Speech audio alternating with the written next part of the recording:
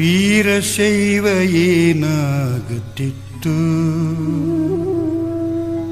ಲಿಂಗಧರ್ಮದಸ್ತಿತ್ವ ಹೇಗಿರುತ್ತಿತ್ತು.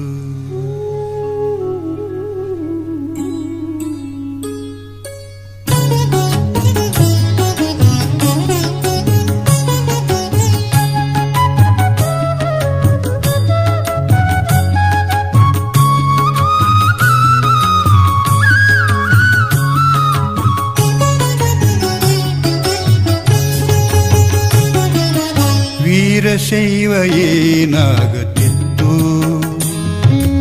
ಲಿಂಗಧರ್ಮದಸ್ತಿತ್ವ ಹೇಗಿರುತ್ತಿತ್ತು.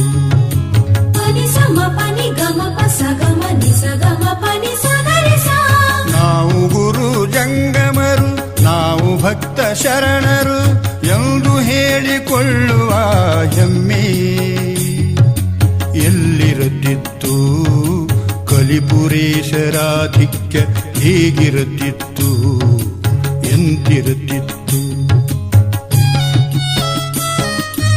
ವೀರಶೈವ ಏನಾಗುತ್ತಿತ್ತು, ಲಿಂಗಧರ್ಮದಸ್ತಿತ್ವ ಹೇಗಿರುತ್ತಿತ್ತು.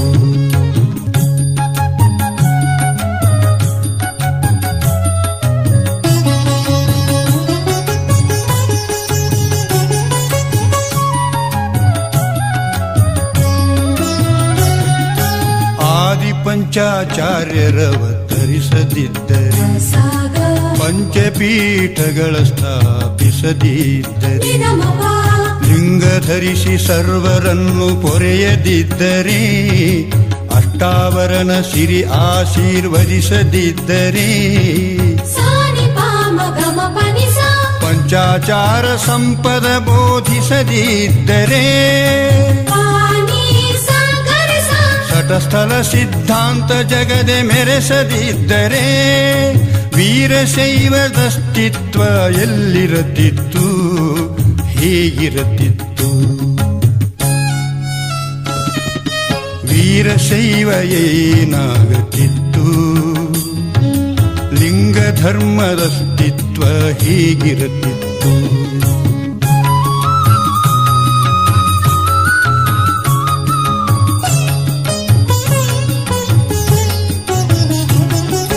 ರೇವಣ ಸಿದ್ದೇಶ ಕೃಪೆ ಮಾಡದಿದ್ದರೆ, ಸೋಲಾಪುರ ಸಿದ್ಧರಾಮ ಜನಿಸದಿದ್ದರೆ, ಕಲ್ಲಿನಾಥ ಮಡಿವಳೈನ ಹರಸದಿದ್ದರೆ, ಜಾತವೇದಿ ಬಸವಣ್ಣನ ಪೊರೆಯದಿದ್ದರೆ, ರುದ್ರಮುನಿ ಕಲ್ಯಾಣದಿ ನೆಲೆಸದಿದ್ದರೆ, ಬಸವಾದಿ ಶರಣ ಕ್ರಾಂತಿ ನಡೆಯದಿದ್ದರೆ, ವೀರಶೈವ ಸಂಸ್ಕೃತಿ ಸಿರಿ ಹೇಗಿರುತ್ತಿತ್ತು, ಎಲ್ಲಿರುತ್ತಿತ್ತು. ವೀರಶೈವ ಏನಾಗುತ್ತಿತ್ತು, ಲಿಂಗಧರ್ಮದಸ್ತಿತ್ವ ಎಲ್ಲಿರುತ್ತಿತ್ತು.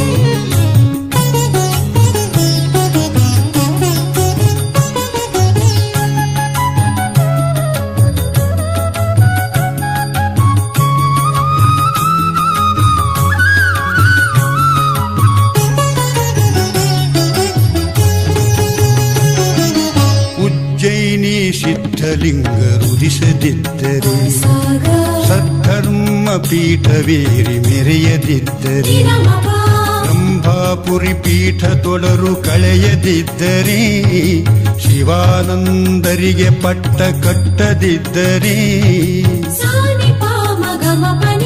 ಶ್ರೀಗಿರಿ ಕೇದಾರ ಪೀಠ ಬೆಳಗದಿದ್ದರೆ,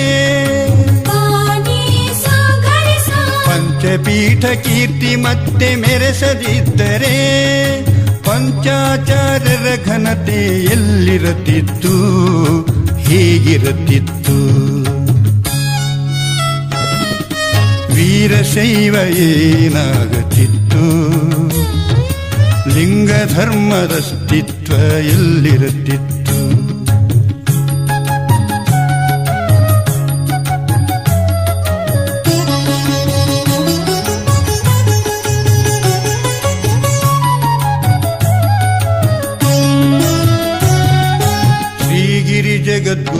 ಯೋಗೀಶರುದಿಸದಿದ್ದರೆ ಸದ್ಗುರು ಸ್ಥಳ ತತ್ವಬೋಧೆಗೈಯದಿದ್ದರೆ ಹಾನಗಲ್ಲ ಯೋಗಿ ಅವತರಿಸದಿದ್ದರೆ ಶಿವಯೋಗ ಮಂದಿರವ ಕಟ್ಟದಿದ್ದರೆ ವೀರಶೈವ ಮಾಸವೇ ಸ್ಥಾಪಿಸದಿದ್ದರೆ ಧರ್ಮ ಶಿಕ್ಷಣ ಪ್ರಗತಿ ಮಾಡದಿದ್ದರೆ ವೀರಶೈವಾಚಾರಶೀಲ ಹೇಗಿರುತ್ತಿತ್ತು, ಎಲ್ಲಿರುತ್ತಿತ್ತು? ವೀರಶೈವ ಏನಾಗುತ್ತಿತ್ತು? ಲಿಂಗ ಧರ್ಮದ ಅಸ್ತಿತ್ವ ಎಲ್ಲಿರುತ್ತಿತ್ತು?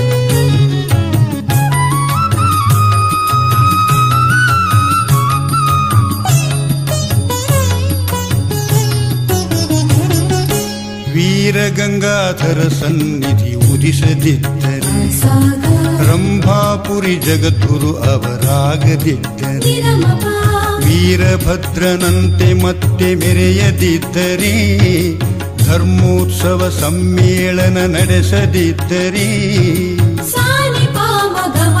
ಗಂಧರ್ವ ಗುರುಸ್ವಾಮಿ ಎಂದು ಹರಸದಿದ್ದರೆ ಜಂಗಮರನ್ನ ಆಧರಿಸದಿದ್ದರೆ ನನ್ನ ಈ ಸಂಗೀತ ಬೋಧೆ ಎಲ್ಲಿರುತ್ತಿತ್ತು, ಎಂತಿರುತ್ತಿತ್ತು?